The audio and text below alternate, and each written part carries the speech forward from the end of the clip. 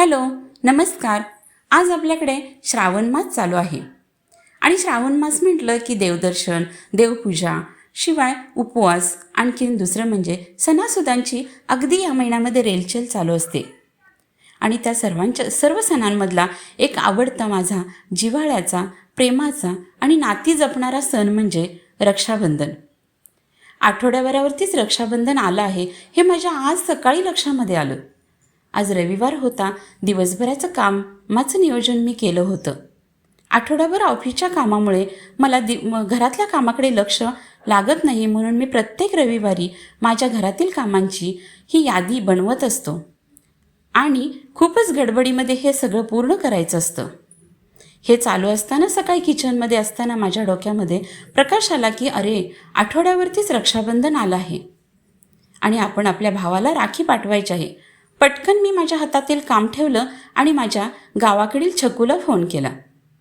अगं छकू, तू राखी आणायला जातेस तेव्हा माझी पण एक राखी घे आणि तू बांधताना दादाला एक राखी बांधून ठेव. असं म्हणून मी माझ्या कामासाठी पटकन फोन ठेवून टाकला आणि मग मी माझ्या कामामध्ये लागले. कारण मला किचनमधलं आटपून दळप वगैरे करून मला दिवसभर दुसऱ्या कामाचं नियोजन करायचं होतं. शिवाय आज मुलांनाही गार्डनमध्ये मला बाहेर खेळण्यासाठी न्यायचं होतं. म्हणून मी माझ्या कामाची पटापट यादी आवरून मी बरोबर 11च्या दरम्यान गार्डनमध्ये मुलांना घेऊन गेले. मुलांना मी बाजूला खेळायला सांगितलं आणि मी कट्ट्यावरती बसून मी माझ्या मोबाईलमध्ये मन घातलं. कारण उद्या ऑफिसमधलं काय काम आहे याची यादी परत माझ्या मोबाईलमध्ये चालू होती. त्यामुळे मी माझ्या कामामध्ये मग्न होते. मुलं गार्डनमध्ये खेळत होती. तोपर्यंत अचानक तिकडून मध्यमवर्गीयाच्या 2 स्त्रिया येऊन माझ्याजवळ बसल्या. त्याही त्यांच्या नातवंडांना खेळवण्यासाठी बागेमध्ये आल्या होत्या. असंच त्या दोघीही माझ्याजवळ बसल्या. मी माझ्या कामामध्ये मग्न होते. तेवढ्यात त्यातली एक मध्यमवर्गीय स्त्री त्या दुसऱ्या मावशीला म्हणाली, काय गं, आज आपण मार्केटमध्ये जाऊन राखी आणूया का गं? मग ती म्हणाली, हो, आठवड्यावरतीच राखी आली आहे आणि माझ्याही सकाळी डोक्यात विचार आला होता, आपण दोघी पण जाऊया, दुपारच्या जेवणानंतर मार्केटमध्ये जाऊन राखी सुंदर अशी घेऊया. तर दुसरी म्हणाली, माझ्या काल सुनेने राख्या घेऊन आली आहे, माझ्यासाठी पण आणली आहे, पण नाही बाई मला ती पसंत राखी. माझ्या दादाला ना हातावरती मोठी अशी टपोरी राखी आवडती. मी सुनेला सांगितलं, ही राखी नको गं बाई, मला माझ्या दादाला नाही आवडत. ती म्हणाली, तुम्हाला कसली आणायची तसली आणा. आणि बरं झालं बरं का तूच विषय काढलीस ते.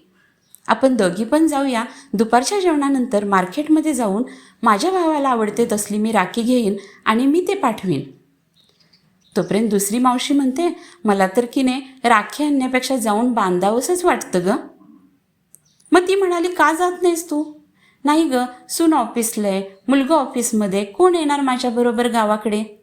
त्यापेक्षा मी राखी पटकन पाठवते, आजच पोस्टात जाऊन आपण दोघी जण राखी पाठवूया, म्हणजे निदान रक्षाबंधनपर्यंत जाईल आणि दादा बांधेल तरी गं.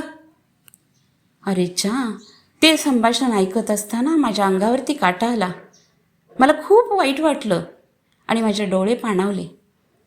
मला वाटलं मीही राखी पाठवायसाठी फोन केला आहे आणि ह्याही राखी पाठवण्यासाठी धडपडत आहेत, पण बघा किती फरक आहे.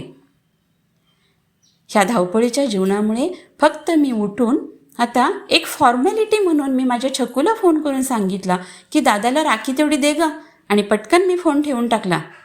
फक्त मी इथं फॉर्मॅलिटी पाळल्या, कर्तव्य केलं. पण ह्या दोघींनी बघा ना, किती प्रेमाने हा जिव्हाळा त्यांनी जपला आहे. जरी लांब असतील नाती ह्यांची, तरी त्या दोघांची एकमेकांना किती ओढ आहे हे या संभाषणातून मला ऐकायला मिळालं. मला समजलं की बाबा, म्हणूनच या धावपळीच्या जीवनामुळेच ही नाती खूप आता लांबत चालली आहेत. आणि माझी चूक माझ्या लक्षात आलं, पण मी तरी काय करणार हो. आजच्या जनरेशनप्रमाणे मीही माझं फक्त कर्तव्य पूर्ण केलं.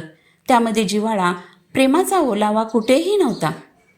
आणि खरोखर मला वाईट वाटलं की आपण कुठेतरी चुकत आहे. कारण आज जर मी चुकले तर उद्या माझी मुलंही चुकतील. हे या संभाषणातून मला ऐकायला मिळालं किंवा शिकायला मिळालं. मला एवढंच फक्त सांगायचं आहे, आजचा मला संदेश आजच्या या समाजाला सांगायचा आहे की बाबांनो, तुम्ही खूप मोठं व्हा, विज्ञान युगामध्ये तुम्ही नक्कीच वावरा, परंतु आपली नाती सांभाळायला कुठंही कमी करू नका. बरोबर आहे, आजचं धावपळीचं जीवन आहे, कुणालाही जाता येत नाही, खूपच दगदग चाललेली आहे. परंतु तरीही कुठंतरी मागे पाऊल घेऊन, मागे वळून आपण आपली नाती ही जपलीच पाहिजेत. तरच आपली भारताची संस्कृती ही जतन करून किंवा व्यवस्थित राहण्याची शक्यता आहे. म्हणून मला वाटतं की आपण या दोघी मावशांच्या संभाषणातून आज एकच संदेश घेऊया, फक्त राखी धागा नाही हो, त्यामध्ये प्रेम, जिव्हाळा, आपुलकी, ममता, सहानुभूती खूप काही दडलेलं आहे. आपण किती जरी भावापासून लांब असलो तर भावाच्या हृदयामध्ये आपला आवाज आणि बहिणीच्या हृदयामध्ये भावाची तगमग ही लक्षात आलीच पाहिजे हो. तेव्हा मला एवढंच वाटतं की आपण आज एक मस्तपैकी मनामध्ये निर्धार घेऊया की काही केलं तरी नात्यांमध्ये कुठंही दुरावा यायला नको आहे. यासाठी आपण थोडंसं मागं वळून बघूया, नंतर आपलं रोजची दिनचर्या ही चालूच ठेवायची आहे. धन्यवाद.